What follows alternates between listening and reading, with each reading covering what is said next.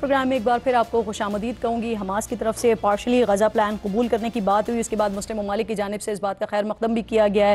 اب سوال یہاں پر یہ ہے کہ صدر ٹرمپ جو ہے وہ اسرائیل سے اس منصوبے کے اوپر مکمل طور پر عمل کروا سکیں گے یا نہیں، لیکن اس کے ساتھ ساتھ جو سموتھ فلوٹیلا میں جو لوگ موجود تھے، جن کو تقریباً 500 سے زیادہ لوگ ان کو اریسٹ کیا گیا، اس میں سے آلموسٹ 137 سے زائد لوگوں کو اب چھوڑ دیا گیا ہے، اور جنہیں چھوڑا گیا ہے وہ جو بتا رہے ہیں کہانیاں جو ان کے ساتھ کیا گیا ہے۔ خاتون نے بتایا کہ کس طرح سے اسے مارا گیا، بالوں سے گھسیٹا گیا، گریٹا تھنبرگ ان کا نام ہے، اسرائیلی پرچم کو چومنے پر مجبور کیا گیا۔ لیکن اسی سارے سینیریو میں ایک اور بھی بڑی دلچسپ سچویشن یا بحیثیت مسلمان ایک معجزاتی سچویشن یہ ہوئی کہ ایک شخص جب اس نے دیکھا کہ وہاں پر جو مسلمان موجود ہیں ایسی حیوانوں سے بدتر ریاست کے جو دشمن وہاں پر موجود تھے، ان کے سامنے بھی وہ رب کے آگے ہی سر بسجود تھے اور رب سے ہی مدد طلب کر رہے تھے، تو یہ دیکھ کر وہ مسلمان ہو گیا۔ اسی ساری سچویشن پر بات کرنے کے لیے سینئر مڈل ایسٹ اینالسٹ ہیں، ڈائریکٹر ہیں council for Arab and British understanding کے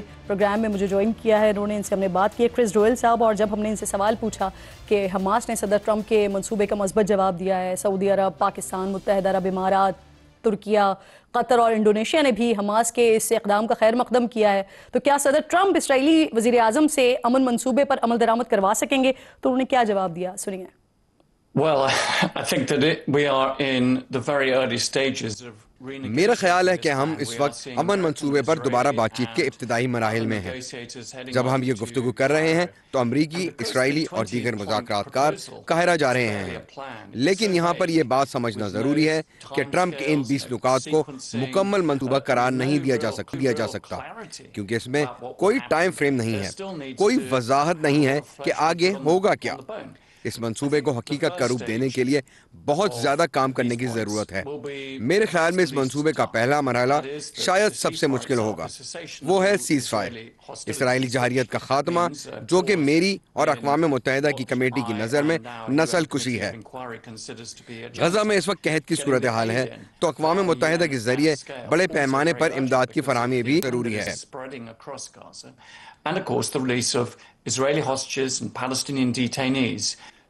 ساتھ ہی اسرائیلی رگمالیوں اور فلسطینی قیدیوں کی رہائی بھی، جنہوں نے قید میں بہت کچھ جھیلا ہے۔ میرے خیال میں سب ممکن ہے، کیونکہ اب فریقین کے درمیان کوئی بڑا اختلاف نہیں رہا۔ اصل مسئلہ تب ہوگا جب بات آگے بڑھے گی۔ مثال کے طور پر حماس نے اسرائیلی قبضے کے خاتمے تک ہتھیار ڈالنے پر آمادگی ظاہر نہیں کی۔ نہ ہی اسرائیل اس وقت تک قبضہ ختم کرنے کو تیار ہے، نہ ہی اس کی جانب سے اسیر نو تعیناتی کی تفصیلات فراہم کی گئی ہیں، نہ غزہ سے فوج کی واپسی کی ضمانت، حتیٰ کہ فضائی اور سمندری کنٹرول واپس کرنے کا بھی کوئی پلان نہیں ہے۔ یہیں سے صورتحال مشکل ہوتی ہے۔ ایک اور بڑا مسئلہ انتظامی امور کا بھی ہے۔ یہ بات درست ہے کہ حماس نے غزہ کا انتظام سنبھالنے کے لیے فلسطینی ٹیکنوکریٹ کمیٹی پر اتفاق کیا ہے، لیکن اس نے کہیں یہ نہیں کہا کہ مستقبل میں اس کا کوئی سیاسی کردار نہیں ہوگا۔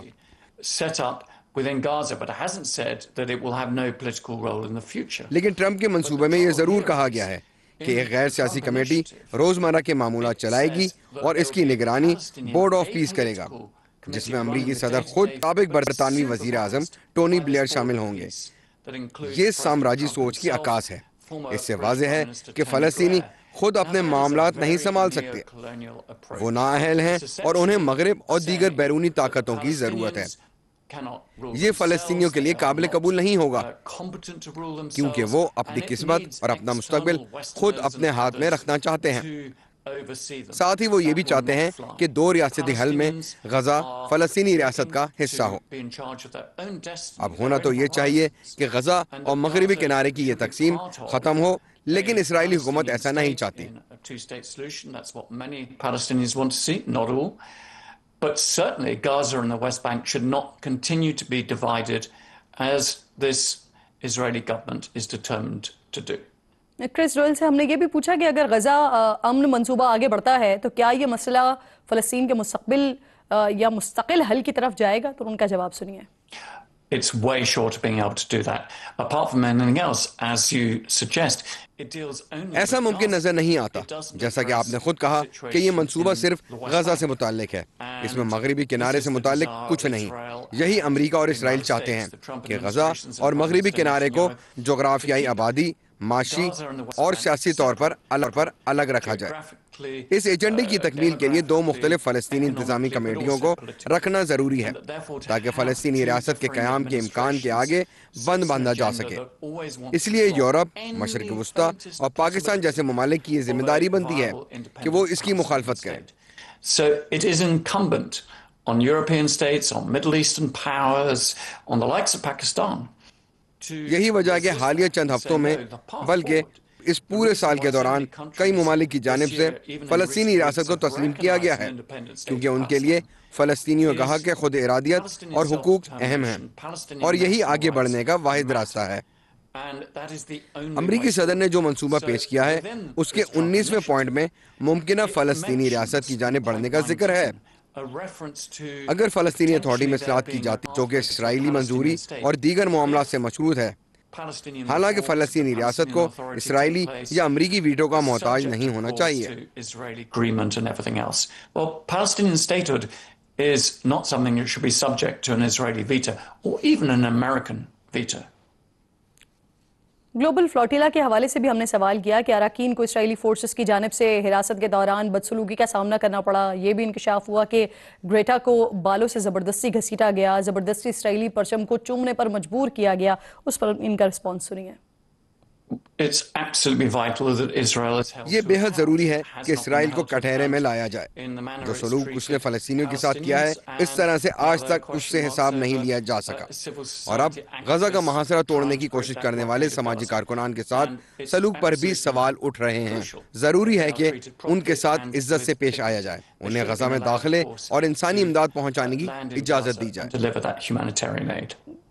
اگرچہ فلوٹیلا کے کچھ اراکین کو رہا کر دیا گیا ہے لیکن دیگر اب بھی حراست میں ہیں، خاص طور پر سابق پاکستانی سینیٹر مشتاق احمد صاحب. اس انتخابی رہائی کی وجہ کیا ہو سکتی ہے اور کیا ان کی جلد واپسی کی کوئی صورت انہیں نظر آتی ہے؟ جواب سنیے کرس ڈوئل کا. مجھے نظر آ رہا ہے کہ اسرائیلی حکام بتدریج تمام قیدیوں کو رہا کر دیں گے، لیکن وہ پیغام دینا چاہتے ہیں کہ کسی نہ کسی طرح یہ یقینی بنایا جائے کہ فلوٹیلا کا یہ سلسلہ ختم ہو. وہ نہیں چاہتے کہ انہیں بحریہ یا دیگر وسائل ان جیسے مزید فلوٹیلاز کو روکنے پر لگانے پڑے. انہیں یہ سوچ مبارک ہو، کیونکہ میرے خیال میں سول سوسائٹی اس حوالے سے پرعزم ہے کہ غزہ کا محاصرہ اور وہاں جاری نسل کشی کا خاتمہ ہو. ایک اور اہم سوال بھی ناظرین ہم نے کرس ڈوئل کے سامنے رکھا کہ صدر ٹرمپ کی چند دن پہلے مسلم دنیا کے اہم رہنماؤں سے ملاقات ہوئی. ایسے اعلیٰ سطحی اجلاس سے چین اور روس جیسے طاقتور ممالک کو کیا پیغام گیا جو مشرق وسطیٰ میں اپنی اسٹریٹجک موجودگی کو مزید مستحکم کرنا چاہتے ہیں؟ میرے خیال میں صدر ٹرمپ کو اندازہ ہے کہ اب مسلم اکثریتی ممالک کے ساتھ تعلقات کو پروان چڑھانا ہوگا جن سے ماضی میں امریکہ کے تعلقات کچھ اچھے نہیں تھے. صدر ٹرمپ اور ان کی ٹیم جانتی ہے کہ غزہ میں جو نسل کشی ہو رہی ہے اس سے امریکہ کی ساکھ کو شدید نقصان پہنچ رہا ہے، اس لیے وہ اس معاملے کی طرف توجہ دے رہے ہیں. میرے خیال میں صدر ٹرمپ غزہ میں جنگ ختم کرانے کے لیے واقعی سنجیدہ ہیں، مگر سوال یہ ہے کہ کیا وہ اس کو درست بنیاد یا طریقے سے ختم کرنے کی کوشش کر رہے ہیں، ایسی بنیاد جس کی کامیابی کے امکانات روشن ہوں.